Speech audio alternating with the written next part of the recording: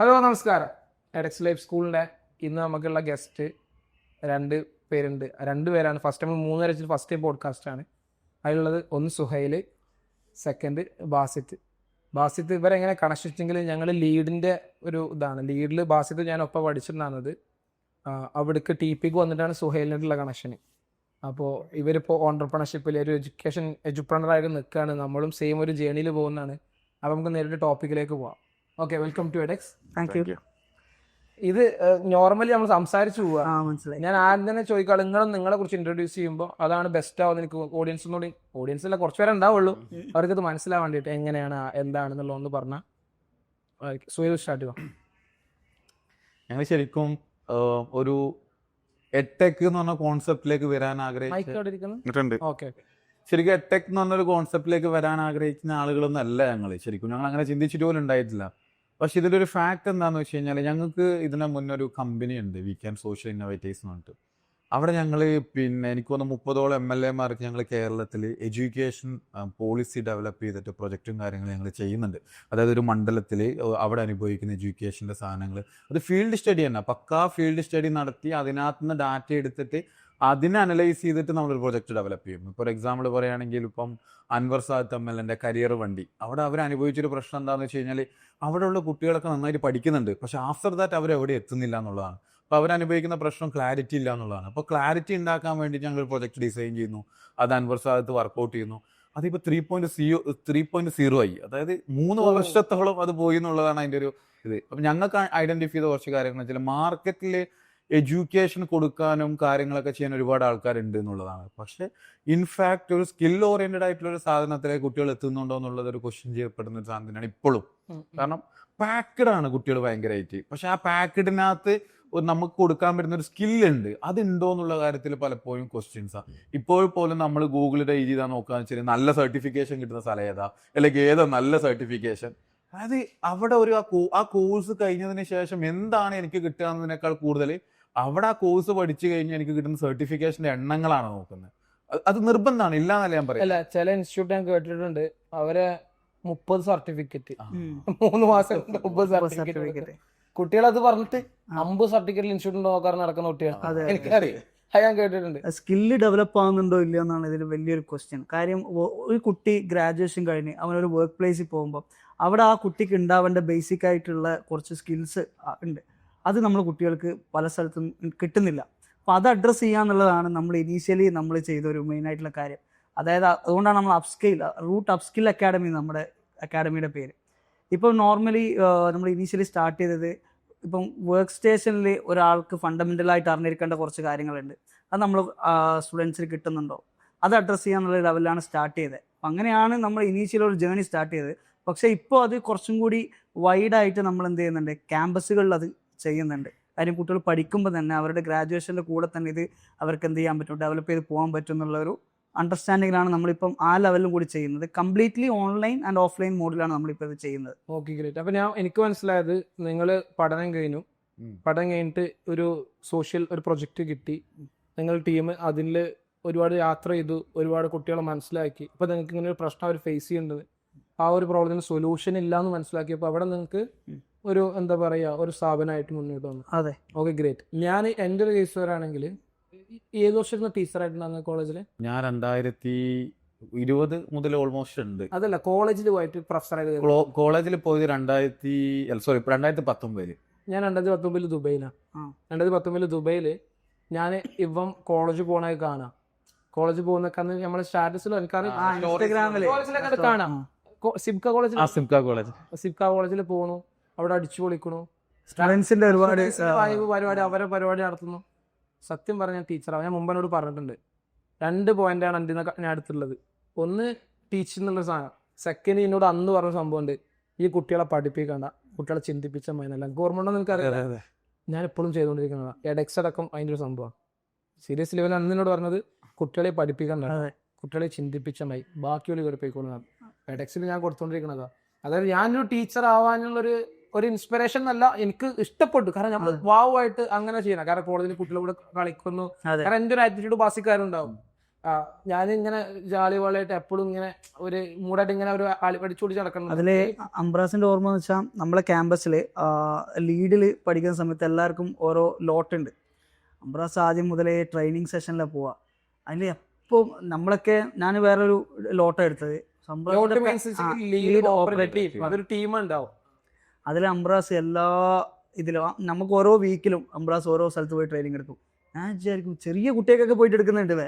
ഏത് UP സ്കൂളിലൊക്കെ പോയിട്ട് വേണമെങ്കിൽ ട്രെയിനിങ് എടുത്തിട്ടുണ്ട് ആ സമയത്ത് ഇല്ലേ. ഒരുപാട് ക്യാമ്പസുകളിൽ പോയിട്ട്. അപ്പം ഞങ്ങൾക്ക് ഇവർക്ക് ഇത്രയും പാഷൻ ഇതിനുണ്ട്. പക്ഷെ അത് കഴിഞ്ഞിട്ട് ദുബായിലേക്കാണ് ജോലിക്ക് പോയത്. പിന്നെ ഒരു പെട്ടെന്നൊരു തിരിച്ചു വന്ന് ആള് വീണ്ടും ക്യാമ്പസിലേക്ക് കയറുന്നു. ആ പാഷൻ ഇത് ചെയ്യുന്നു. എഡക്സ് ഇപ്പോൾ എത്തി നിൽക്കുന്ന ഒരു സ്റ്റേറ്റ് എന്നുള്ളത് എന്താണ് നമ്മൾ ഒരുമിച്ച് പഠിച്ചാളെന്ന നിലയിൽ I am very proud of you. അത് പറയാണ്ടിരിക്കാൻ പറ്റില്ല. ഞാനിപ്പോൾ ഓഡിയൻസിനോട് പൊതുവെ ഞാൻ പറഞ്ഞ കേസ് എൻ്റെ ഒരു ജേണിയിൽ പറഞ്ഞുതരാം. പാഷനെ ഫോളോ എന്നുള്ള ഡിഫിക്കൽട്ടാണ്. കാരണം എനിക്ക് 70,000 രൂപ സാലറി നേരെ 10,000 രൂപയ്ക്കാണ്.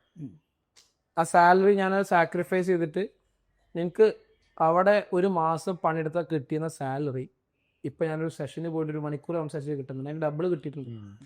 അതെ, അതിപ്പോൾ ഞാൻ പ്രോഗ്രാമിൽ പോകുമ്പോൾ ഞാൻ പറഞ്ഞത് ആ പ്രോസസ്സിൽ വിശ്വസിക്കുക. അപ്പൊ വീഡിയോ കാണുന്നത് പറയാനുള്ളത്, നിങ്ങൾക്കൊരു പാഷൻ ഉണ്ട് വിചാരിച്ചോ, അത് മസ്റ്റായിട്ട് മോണിറ്റൈസ് ചെയ്യാൻ പറ്റും. അതിൽ വിശ്വസിക്കുക. ഒരു എക്സാമ്പിൾ പറയുകയാണെന്നുണ്ടെങ്കിൽ, ഒരു മ്യൂസിക് ലവർ ആണ്, പാട്ട് കേൾക്കണം ഭയങ്കര. ബാസിത്ത് ഞങ്ങളെ പാട്ടുകാരനാ. ബാസിത്തിന് ഭയങ്കര പാട്ട് പാടാനുള്ള സ്കില്ലുണ്ട് എന്ന് മനസ്സിലായി. ബാസിത്തിന് നല്ല സെയിലുള്ള സ്കില്ലുണ്ട്. ബാസിത്ത് ആ സമയത്ത് ഒരു സോണി മ്യൂസിക്കോ തിങ്ക് മ്യൂസിക്കോ കമ്പനീസാണ്, മ്യൂസിക് കമ്പനീസാണ്. ഒരു മ്യൂസിക് ഇൻഡിപെൻഡന്റ് കമ്പനിയോ അല്ലെങ്കിൽ സ്റ്റാർട്ട് ചെയ്യുക, അല്ലെങ്കിൽ ഒരു കമ്പനി ആകുമ്പോൾ എന്തുണ്ടാവും, മാർക്കറ്റിങ്ങും HR ഓപ്പറേഷൻ അനലിറ്റിക്സ് ഒക്കെ ഉണ്ടാവും. അവിടെ പോവുകയാണെങ്കിൽ ക്ലോക്ക് നോക്കാതെ വർക്ക് ചെയ്യും. ഒരു വണ്ടിപ്രാന്തനെ എൻ്റെ തോട്ട പറഞ്ഞത്. ഞാൻ പറഞ്ഞത് ഇപ്പം എൻ്റെ പാഷൻ ക്ലാസ് എടുക്കുക, കുട്ടികളോട് ഇന്ററാക്ട് എനിക്ക് ഭയങ്കര ഇഷ്ടമാണ്. എഡക്സ് സ്റ്റാർട്ടിക്കും എനിക്ക് ഫുഡ് കഴിക്കാൻ ഭയങ്കര ഇഷ്ടമാണ്. ഇപ്പൊ 2 മാസം മന്തിക്കട ഓപ്പൺ ആവും. അത് ഫുട്ബോൾ കളിക്കാൻ ഞാൻ മറ്റേ ബിലാലിന് പറയില്ലേ, എന്റെ ഹോട്ടലിൽ നിന്ന് മാത്രമേ ഞാൻ. അപ്പൊ ആ രീതിക്ക് മന്തിക്കടത്താ. അപ്പൊ പണി ഇന്നിപ്പോ നിലത്തിന്റെ കോൺക്രീറ്റ് ചെയ്യുന്നു. 2 മാസം കൊണ്ട് പണി ഏകദേശം തീരുന്നുണ്ടാവും. അപ്പൊ നെക്സ്റ്റ് നമുക്ക് ഇവിടെ ഫുഡ് കഴിക്കാം. പിന്നെ 3ാമത് കളിക്കാൻ ഇഷ്ടമാണ്. അപ്പൊ അതിനൊരു പരിപാടി ഓണാക്കുന്നുണ്ട്. നമുക്ക് ഇനീഷ്യലി നിങ്ങൾ എല്ലാവരും ചിന്തിക്കുന്ന ഒരു കേസ്, നമുക്കിത് അൾട്ടിമേറ്റ്ലി പട്ടിണി മാറ്റണ വീട്ടിൽ എന്നുള്ള തന്നെയാണ്. ആ ബുദ്ധിമുട്ടന്നെ കാരണം. പക്ഷെ നിങ്ങൾ ആ പ്രോസസ്സിൽ വിശ്വസിക്കുന്നുണ്ടെന്നുണ്ടെങ്കിൽ അൾട്ടിമേറ്റ്ലി നിങ്ങൾ ആവുന്നതാണ് എനിക്ക് വിശ്വസിക്കുന്നത്. പാഷൻ എന്നുള്ളതെന്ന് പറയാം. ഇനി നിങ്ങളുടെ എനിക്കുള്ള ക്വസ്റ്റ്യൻ എന്താ വെച്ചെങ്കിൽ, അപ്പൊ നിങ്ങൾ ഒരുപാട് വർഷം ടീച്ചിങ്ങിലുണ്ട്. നമ്മുടെ നാട്ടിലത്തെ കുട്ടികൾ അടിപൊളിയാണ്, എല്ലാ കുട്ടികളും അടിപൊളിയാണ്. പക്ഷെ കൾച്ചറിൽ ചെറിയ ചേഞ്ചസ് വരുന്നുണ്ട്. ആ ഇന്നസെന്റ് മോംസിന്റെ കാലം കഴിയുന്നു പറഞ്ഞ പോലെ ഇന്നസെന്റ് കുട്ടികൾ അവരെ ഭാഗത്ത് നോക്കുമ്പോൾ ജെൻസിയൊക്കെ അടിപൊളിയാണ്, നല്ല ഇന്നലെ ഒരു 10ാം ക്ലാസ് പഠിക്കുന്ന 2 ബിസിനസ് ഫൗണ്ട് ചെയ്തിട്ട് MVP ചെയ്യുന്ന പിള്ളേർ ഇവിടെ വന്നിട്ടുണ്ടാവും. അപ്പോൾ നല്ല അടിപൊളി പിള്ളേരുണ്ട്. പക്ഷെ ചിലവർക്കൊരു ക്ലാരിറ്റി ഇല്ല. അത് ഞാനൊരു പഠനത്തിൽ നിന്നല്ല, ടോട്ടലൊരു ക്ലാരിറ്റി. ഒരു റീൽസ് അല്ലെങ്കിൽ ആ ഒരു ലോകമാണ് നടക്കുന്നത്. അങ്ങനത്തെ ഒരു കുട്ടീനോട് ഇപ്പൊ നമ്മളെ വീഡിയോ കാണേണ്ട ആ കുട്ടി ഇപ്പൊ ഇത് റീലായി പോസിറ്റീവ്, ആ കുട്ടി ആ റീല് കാണുന്നുണ്ട്. അങ്ങനത്തെ ഒരു പയ്യനോട് നിങ്ങൾക്ക് ആർക്കും വേണമെങ്കിൽ ആൻസർ ചെയ്യാം. എന്താണ് പറയാനുള്ളത്? എന്താണ് നിങ്ങളൊരു കാഴ്ചപ്പാടിൽ ലോകം? അല്ലെങ്കിൽ ഇതിന്റെ ഒരു ഫാക്ട് എന്താണെന്ന് വെച്ച് കഴിഞ്ഞാല്, ഞാനൊരു തുണിക്കടയിൽ കയറിയിട്ട് 10 ഷർട്ടാണെങ്കിൽ അതിനകത്ത് ചൂസ് ചെയ്യാൻ കുറച്ചും കൂടി ഈസി ആയിരിക്കും. 100 ഷർട്ട് വന്നിട്ട് ഇതിനകത്ത് നീ ചൂസ് ചെയ്യണം എന്ന് പറയുമ്പോൾ എനിക്ക് എൻ്റെ ക്ലാരിറ്റി അവിടെ നഷ്ടപ്പെടും. നമ്മളെ കാലഘട്ടം പോലെയല്ല, ഇന്ന് പല ഓപ്പർച്യൂണിറ്റികളാണ് കുട്ടികളെ മുന്നിൽ വരുന്നത്. ഇപ്പൊ നേരത്തെ നമ്മൾ പാഷനെ കുറിച്ച് സംസാരിച്ച പോലെ ചില കാര്യങ്ങൾ കാണുമ്പോൾ നമ്മളെ പാഷനാണ് ഇത് എന്നുള്ള തോട്ട് വരും. നമ്മുടെ പാഷൻ നമുക്ക് മോണിറ്റൈസ് ചെയ്യാൻ വേണ്ടി പറ്റുന്നില്ലെങ്കിൽ അതൊരു പാഷൻ അല്ല, അത് നമുക്കൊരു താല്പര്യമുള്ള ഒരു വിഷയം മാത്രമായിരിക്കും. അതിനെ മോണിറ്റൈസ് ചെയ്യാൻ നമുക്ക് പറ്റണം. അപ്പൊ ഈ ക്ലാരിറ്റി ഇഷ്യൂ എന്തുകൊണ്ടാണ് വരുന്നതെന്ന് ചോദിച്ചു കഴിഞ്ഞാൽ, ഒരുപാട് സാധനങ്ങളെ കുട്ടികൾ കാണുന്നത്. അതിലൊരു ക്ലാരിറ്റി വരുത്തുന്നത് നമുക്ക് സയന്റിഫിക്കലി ടൂളുകൾ വേണമെങ്കിൽ യൂസ് ചെയ്യാം. ഇപ്പൊ ഒരു ആപ്റ്റിറ്റ്യൂഡ് ടെസ്റ്റ്, ചിലപ്പോൾ സൈക്കോമെട്രിക് ടെസ്റ്റ് 100% കിട്ടും ഞാൻ പറയില്ല, ചിലപ്പോൾ 40% കിട്ടും. 0-നെക്കാട്ടും ബെറ്റർ ആണ് ഈ 40%. അപ്പൊ ആ ഒരു ടെസ്റ്റ് ചെയ്ത് കഴിഞ്ഞാൽ ചിലപ്പോൾ കുട്ടികൾക്ക് ഐഡന്റിഫൈ ചെയ്യാൻ വേണ്ടി പറ്റും. പിന്നെ വേറൊരു കാര്യം നിങ്ങൾ അണ്ടർസ്റ്റാൻഡ് ചെയ്യുന്നത് എനിക്കറിയില്ല, ഞാൻ എന്താണോ സംസാരിക്കുന്നത്, ഞാൻ എന്താണോ ടൈപ്പ് ചെയ്യുന്നത്, അതാണ് എന്റെ സോഷ്യൽ മീഡിയയിൽ എനിക്ക് കാണാൻ വേണ്ടി പറ്റുന്നത്. ഞാനിപ്പം വിചാരിക്കുക ഇന്ന് ഞാൻ CAക്ക് പോകാനാണ് ഞാൻ ആഗ്രഹിക്കുന്നത്. ചിലപ്പോൾ ഞാൻ ഫ്രണ്ട്സിനോട് വാട്സാപ്പിൽ ചാറ്റ് ചെയ്തിട്ടുണ്ടാവും CAനെ കുറിച്ചിട്ട്. ഞാൻ നേരെ നോക്കുമ്പോൾ CA കാണുന്നത്. ഇനി അതല്ല വേറെ ആ സാധനം. അപ്പൊ കുട്ടികൾ ചിന്തിക്കുന്ന എന്താ പറയുക, ഇതാണ് ട്രെൻഡ്. കാരണം അവൻ കാണുന്നത് അവന്റെ വാളിലെ കാര്യമാണെന്നുള്ളത് അവൻ ചിന്തിക്കുന്നില്ല. ഇന്ന് ലോകത്ത് ജീവിക്കുന്ന എല്ലാവർക്കും അവരേതായ ഒരു വേൾഡ് ഉണ്ട്, നമുക്ക് ഉൾക്കൊള്ളാൻ പറ്റുന്നില്ലാണല്ലോ. എന്റെ വാളായിരിക്കില്ല നിങ്ങൾക്ക്, ആ വാളിന്റെ ഉള്ളിൽ നിങ്ങളെ ലോക, എന്റെ വാളിനുള്ള എന്റെ ലോക. അപ്പൊ അതിലൊരു ക്ലാരിറ്റി വരുത്തണമെങ്കിൽ ഫസ്റ്റ് ഓഫ് ഓൾ ആദ്യം അണ്ടർസ്റ്റാൻഡ് ചെയ്യേണ്ട കാര്യം എന്ന് വെച്ചാൽ, നമുക്കൊന്നെങ്കിൽ സയന്റിഫിക്കലി ഈ കാര്യങ്ങൾ നമുക്ക് എന്ത് ചെയ്യാം, വർക്ക്ഔട്ട് ചെയ്യാം. രണ്ടാമത്തെ കാര്യം എന്ന് വെച്ച് കഴിഞ്ഞാൽ, നമ്മളെ ഇൻട്രസ്റ്റ് നമ്മൾ എന്താണോ ചെയ്യുന്നത് അന്നേ ഇൻട്രസ്റ്റ് എന്താണെന്ന് തിരിച്ചറിയാൻ വേണ്ടി പറ്റുള്ളൂ.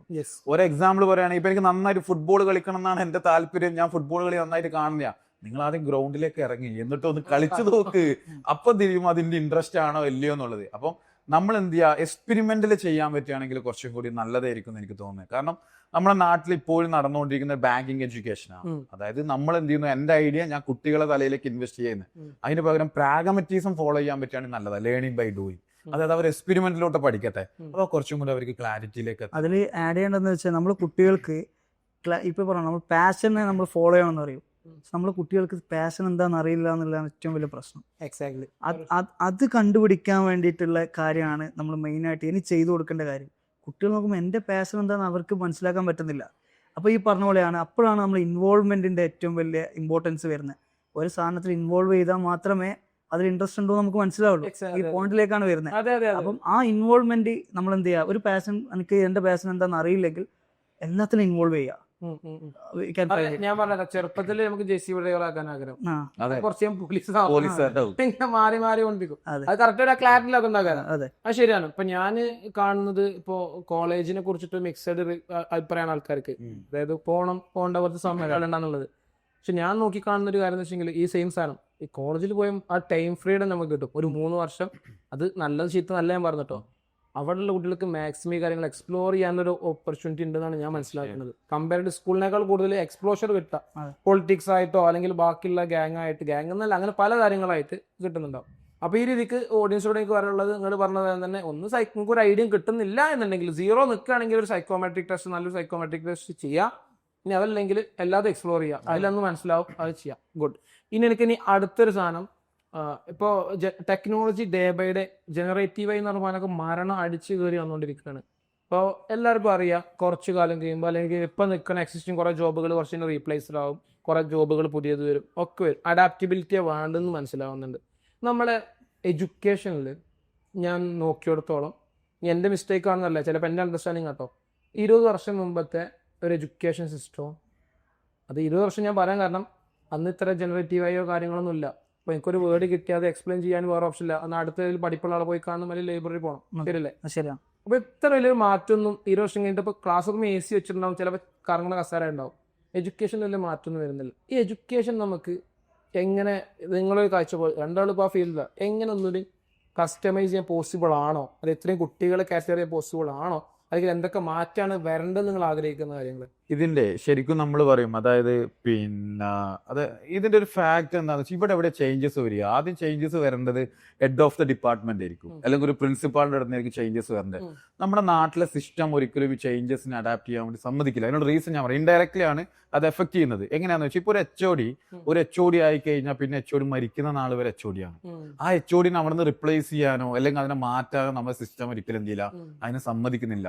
അപ്പൊ സ്വാഭാവികമായിട്ട് നമ്മുടെ നാട്ടിൽ ഇപ്പോൾ ഉള്ള HODമാരെ ഏജ് കാറ്റഗറീസ് എടുക്കുകയാണെങ്കിൽ, കുറ്റപ്പെടുത്തുന്നതല്ല, ഒരു 45, 50, 55 സ്മാർട്ട് ഫോൺ എങ്ങനെ യൂസ് ചെയ്യണമെന്ന് പ്രോപ്പർലി അറിയാത്ത ആളുകളുണ്ട്. അവിടെയാണ് ഈ AI പോലുള്ള സാധനങ്ങൾ വരുമ്പോൾ ബുദ്ധിമുട്ട് നേരിടുക. കാരണം അവർ ചിന്തിക്കുക എന്താ, ഈ സാധനം ഇംപ്ലിമെന്റ് ചെയ്യുമ്പോൾ ആര് പണിയെടുക്കണം, ഞാൻ പണിയെടുക്കണമെങ്കിൽ ഞാൻ ഈ സാധനം കഷ്ടപ്പെട്ട് പഠിക്കണം. അവരെ കുറ്റമല്ല കേട്ടോ. ഒരു ഏജ് കഴിഞ്ഞ് കഴിഞ്ഞാൽ ടെക്നിക്കലുള്ള സാധനങ്ങൾ പഠിക്കൽ ഭയങ്കര ബുദ്ധിമുട്ടാണ്. അപ്പൊ അതെന്ത് ചെയ്യില്ല, അവരൊരിക്കലും ഇതിനെ അഡാപ്റ്റ് ചെയ്യാൻ അവരൊരിക്കലും സമ്മതിക്കില്ല. നമ്മുടെ നാട്ടിൽ പൊളിറ്റിക്സിന്റെ കേസിലും അങ്ങനെ തന്നെ ഫീൽ ചെയ്തിട്ടുണ്ടോ? ഇതില് ഈ ഒരു ഞാൻ ചോദിക്കാം, അതായത് പൊളിറ്റിക്സ് ഉദ്ദേശം എന്ന് വെച്ചെങ്കിൽ ചില ലീഡേഴ്സിനൊന്നും വലിയ അതിനെ കുറിച്ചിട്ട് ഐഡിയ ഇല്ലാത്ത ആൾക്കാര് ഉണ്ട്, തീർച്ചയായിട്ടും ഉണ്ട്. ഏജാണ് ഇതിന്റെ കാരണം ഒരു ടൈം കഴിഞ്ഞ് കഴിഞ്ഞാൽ, ഇപ്പൊ എനിക്ക് ഞങ്ങൾക്ക് 7 മക്കളാ. അപ്പൊ ഉമ്മാന്റെ അടുത്ത് കീപാഡ് മൊബൈൽ എന്തുകൊണ്ടാന്ന് വെച്ചാൽ, 1 ഞെക്കി കഴിഞ്ഞാൽ ഒരാളെ കിട്ടും, 2 ഞെക്കി കഴിഞ്ഞാൽ 3. ഈ ഒരു സിസ്റ്റമാറ്റിക് ആണ് ഉമ്മ. ഞാൻ ഉമ്മാനെ എത്ര കഷ്ടപ്പെട്ട് സ്മാർട്ട് ഫോൺ പഠിപ്പിച്ചാൽ പോലെ എന്റെ ഉമ്മാക്ക് എത്തിപ്പെടാൻ പറ്റുന്നില്ല. അത് ഭയങ്കര ബുദ്ധിമുട്ടുള്ള സാധനമാണ്. ടീച്ചേഴ്സിന് വേണ്ടിയിട്ട് നമ്മളൊരു ഫാക്കൽറ്റി ഡെവലപ്മെന്റ് പ്രോഗ്രാം നമ്മൾ ഡിസൈൻ ചെയ്തിട്ടുണ്ടായിരുന്നു. ബേസിക്കലി എന്താണെന്ന് വെച്ച് കഴിഞ്ഞാൽ, ഒരു ടീച്ചേഴ്സ് ഇപ്പം AI ടൂൾസിനെ ഒന്ന് പരിചയപ്പെടുത്തുക, അവർക്ക് എങ്ങനെ സ്റ്റുഡൻസിനെ പഠിപ്പിക്കാൻ AI ടൂൾസ് എങ്ങനെ ഹെൽപ്ഫുൾ ആവുന്നുള്ള ഒരു കോഴ്സ് നമ്മൾ ഡിസൈൻ ചെയ്തു. ആ ഡിസൈൻ ചെയ്ത കോഴ്സുമായിട്ട് നമ്മൾ കുറച്ച് ഈ BEd കോളേജിലും ഇവരൊക്കെ നമ്മൾ വിസിറ്റ് പൈലറ്റ് സ്റ്റഡി എന്ന നിലയ്ക്ക് നമ്മൾ പോയതാണ്. ആ സമയത്ത് അവിടെ നിന്ന് കിട്ടിയ റെസ്പോൺസ് എന്ന് പറഞ്ഞു കഴിഞ്ഞാൽ, ടീച്ചേഴ്സ് ഒന്നും അവിടെ സിസ്റ്റംസ് പ്രോപ്പറായിട്ടില്ല, ടീച്ചേഴ്സിന് ഇതാക്കാനുള്ള ഇതിന്റെ ആവശ്യമൊന്നുമില്ല, നമുക്ക് എല്ലാവരും തന്നെ കുറെ സിലബസ് ഇവിടെ പഠിപ്പിക്കാറുണ്ട്, ഇത് കഴിഞ്ഞാൽ ഇവർക്ക് ഇന്റേൺഷിപ്പിന് പോകാനുണ്ട്, അപ്പം ഇതിന്റെ ആവശ്യമില്ല എന്നാണ് അവിടുത്തെ ഒരു BEd കോളേജിൽ നിന്ന് കോളേജസുകളിൽ നിന്ന് നമുക്ക് കിട്ടിയ ഒരു ഇത്. അപ്പം മാറ്റങ്ങൾ വരാൻ അങ്ങ് മേലെ നിന്ന് മാറ്റങ്ങൾ വരണം ശരിക്കും പറഞ്ഞാൽ. പിന്നെ ഇനിയിപ്പം ഈ പറഞ്ഞ പോലെ സെൽഫ് എന്ത് ചെയ്യുക, അണ്ടർസ്റ്റാൻഡ് ചെയ്യുക, പഠിക്കുക എന്നുള്ളത്. അതെ, സെൽഫ് ലേൺ ചെയ്യാന്നുള്ള ഒരു ഓപ്ഷൻ ഇപ്പൊ അവർക്കൊക്കെ ഉള്ളൂ. ബേസിക്കലി നമ്മളെ അവെയർ ആക്കി കൊടുക്കും. അതാണ് ഇപ്പൊ ബേസിക്കലി എഡ്യൂക്കേഷനിസ്റ്റ് എന്ന നിലക്ക് നമുക്കും ഇത് ചെയ്യാൻ പറ്റുന്നത്. ഇതിൽ വലിയൊരു വളരെ സിമ്പിൾ ലോജിക്കാൻ പറയട്ടെ, ഇന്ന് മാർക്കറ്റ് ഏറ്റവും കൂടുതൽ പൈസ മേടിക്കുന്ന കണ്ടന്റ് ക്രിയേറ്റേഴ്സ് ആണ്. ഈ കണ്ടന്റ് ക്രിയേറ്റർ എന്ന് പറഞ്ഞാൽ ശരിക്കും BA ഇംഗ്ലീഷോ MA ഇംഗ്ലീഷോ കഴിഞ്ഞ ഒരാൾക്ക് നന്നായിട്ട് ആ സാധനം ചെയ്യാൻ വേണ്ടി പറ്റും. നമ്മളെ നാട്ടിലെ കോളേജിൽ പോയിട്ട് MA ഇംഗ്ലീഷിനും BA ഇംഗ്ലീഷിനും കമ്പ്യൂട്ടർ ലാബ് ഇല്ല. അവർ ചോദിക്കുക എന്തിനാണ് ഞങ്ങൾ അവർക്ക് കമ്പ്യൂട്ടർ ലാബ് കൊടുക്കേണ്ടത് ഒന്ന് ആലോചിച്ച് നോക്കിയേ. അതായത് 5-8 വർഷം അവർ ഇതില്ലാണ്ട് വന്നിട്ട് അവർ മാർക്കറ്റിൽ ഇറങ്ങിയിട്ട് അവരെങ്ങനെ ആവാനാണ്? ഒരു പ്രൊഡക്റ്റിന് നല്ല കണ്ടന്റ് ചെയ്യാൻ ഒരു നല്ല കോട്ട് രീതിയിലുള്ള, അതായത് ഇംഗ്ലീഷ് മെയിൻ കിട്ടുന്ന ഒരു ജോബാണ് അവർ മാർക്കറ്റിൽ ഇറങ്ങുമ്പോൾ അവർക്ക് പർട്ടിക്കുലർ ആയിട്ട് ടെക്നിക്കൽ നോളജ് ഇല്ല, കമ്പ്യൂട്ടർ സ്കില്ലില്ല. പിന്നെ അവരെങ്ങനെ ഈ കാലഘട്ടത്തിൽ അങ്ങനെ ഒരു ലെവലിലേക്ക് പോകുന്നുള്ളതാണ്. അപ്പൊ നമ്മളോട് ചോദിക്കുമ്പോൾ അവർ പറയാം BA ഇംഗ്ലീഷിന് കമ്പ്യൂട്ടർ ലാബോ, അത് എന്തിനാണ് ആവശ്യമില്ല. അതാണ് പ്രശ്നം. ആ ഒരു അപ്പൊ ചേഞ്ച് എവിടെ നിന്ന് തുടങ്ങുന്ന വെച്ചാൽ അങ്ങേ തലം മുതൽ തുടങ്ങേണ്ട ഒരു ചേഞ്ചാണ്. ഇതിൽ എനിക്കിഷ്ടം ഒരു എന്താ പറയാ, നമ്മൾ ചൈനനെ വെച്ചിട്ട് കമ്പയർ ചെയ്യല്ലോ കേട്ടോ. ചൈന വേറെ, ഇന്ത്യ വേറെ. ഈ പൊളിറ്റിക്സിന്റെ കേസ് പറഞ്ഞാൽ അവിടെ വന്ന ചേഞ്ച് എങ്ങനെയാണെന്ന് അറിയോ? നിങ്ങൾ അതിനെ കുറിച്ചിട്ട് ശ്രദ്ധിച്ചിട്ടുണ്ടാവും. അവിടെ ഓണ്ടർപ്രണർഷിപ്പ് എന്താ പറയുക, ഓണ്ടർപ്രണർ ബേസ്ഡ് ആണ് അവിടുത്തെ ഗവൺമെന്റ്. ആരാണ് കൂടുതൽ GDP കൺട്രി കൊണ്ടുവരുന്നത്? ഇപ്പൊ നമ്മുടെ നാട്ടിലത്തെ ഇപ്പൊ അതും ഒരു എന്താ പറയുക റിപ്പബ്ലിക് എന്നുള്ളേക്ക് തന്നെ കാണാൻ നമുക്ക്. ഇപ്പൊ എലക്ഷൻ മോഡൽ തന്നെയാണ്. ഇപ്പൊ എലക്ഷൻ വരണമെന്നുണ്ടെങ്കിലും ഇത് വരണമെന്നുണ്ടെങ്കിലും ആരാണ് കൂടുതൽ കോൺട്രിബ്യൂട്ട് ചെയ്യണം അതിന് ബേസ് ചെയ്തിട്ടാണ് എനിക്ക് വന്നത്. ഇപ്പൊ നമ്മുടെ നാട്ടിലും ഇപ്പൊ എലക്ഷൻ നടന്നുകൊണ്ടിരിക്കുകയാണ്. ഞാൻ ഓപ്പൺലി ചലഞ്ച്, ഞാൻ കണ്ടിട്ടില്ല കേട്ടോ. ഈ റോഡ്, വെള്ളം, അതൊക്കെ വേണം മനുഷ്യന്. പട്ടിണി, ഈ എന്താ പറയുക സ്കിൽസിനെ കുറിച്ചിട്ടും അല്ലെങ്കിൽ കുട്ടികളുടെ എഡ്യൂക്കേഷനെ പോയിട്ടും വോട്ട് ചോദിക്കുന്ന എത്ര പേരുണ്ടെന്ന് എനിക്കറിയില്ല. ഇപ്പൊ ഞാൻ കുറെ പ്രകടന പത്രികകളും ബാക്കിയുള്ള കണ്ടിട്ടുണ്ട്. അതിനൊന്നും ഒരു എഡ്യൂക്കേഷൻ എനിക്ക് ചിലപ്പോൾ ഞാൻ കാണാത്തോണ്ടാക്കാറില്ല, ഞാൻ എല്ലാന്ന് പറയുന്നില്ല. അപ്പൊ അതില്ല. അപ്പൊ അവർക്കും മാറാൻ ഈ ഏജന്റിനെക്കാരും മെയിൻ മാറ്റേഴ്സ് വിചാരിക്കുന്നു. ഇതിലെ ഒരു സാധനം ഞാൻ കൂടിച്ചേർക്കേണ്ടത് വെച്ചാല് കഴിഞ്ഞ 2000, അതായത് കഴിഞ്ഞ വർഷം 2000, എനിക്ക് തോന്നുന്നു 2023 നമ്മൾ ലാസ്റ്റ് ഇലക്ഷൻ നടന്നിട്ടുള്ളതെന്നോ. അന്ന് രാഹുൽ ഗാന്ധിന്റെ പ്രകടന പത്രത്തിൽ അദ്ദേഹം വെച്ചൊരു സാധനം ഉണ്ട്. അതായത് യൂണിവേഴ്സൽ ഇൻകം എല്ലാവർക്കും, അതായത് നമ്മുടെ ഇന്ത്യയിലുള്ള ജനങ്ങൾക്ക് കൊടുക്കുമെന്ന് പറഞ്ഞിട്ടുണ്ട്. മൂപ്പർ എന്തുകൊണ്ടാണ് പ്രകടന പത്രിക വെച്ചെന്ന് വെച്ച് കഴിഞ്ഞാൽ മൂപ്പർക്ക് അതറിയാം. കാരണം വേൾഡിൽ ഒരുപാട് ആളുകൾക്ക് ജോലി നഷ്ടപ്പെടും. അതൊരു ഫാക്റ്റാ.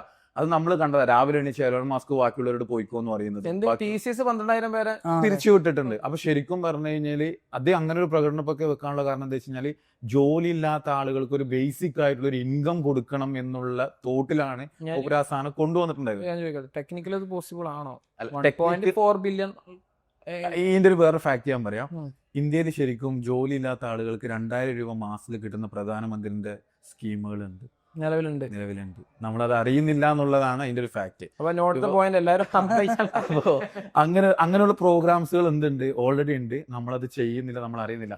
ശരിക്കും ഈ ഒരു കാര്യത്തിൽ ഏറ്റവും വലിയ മോഡലാക്കേണ്ടത് ഗുജറാത്തികളെയാണ്.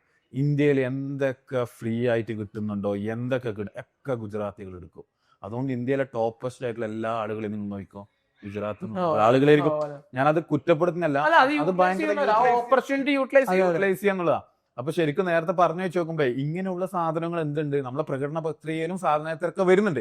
പക്ഷെ ഇതല്ല ജനങ്ങൾക്ക് വേണ്ടത്. ഇന്ത്യയിലെ ദാരിദ്ര്യം നിന്ന് കഴിഞ്ഞാൽ ആരെ വോട്ട് കൊടുക്കുക? ഇന്ത്യയിലെ അതിർത്തി പ്രശ്നങ്ങൾ നിന്ന് കഴിഞ്ഞാൽ ആരെ വോട്ട് കൊടുക്കുക? ഇന്ത്യയിലെ എഡ്യൂക്കേഷൻ പൂർണ്ണമായി കഴിഞ്ഞാൽ ആരെ വോട്ട് കൊടുക്കുക?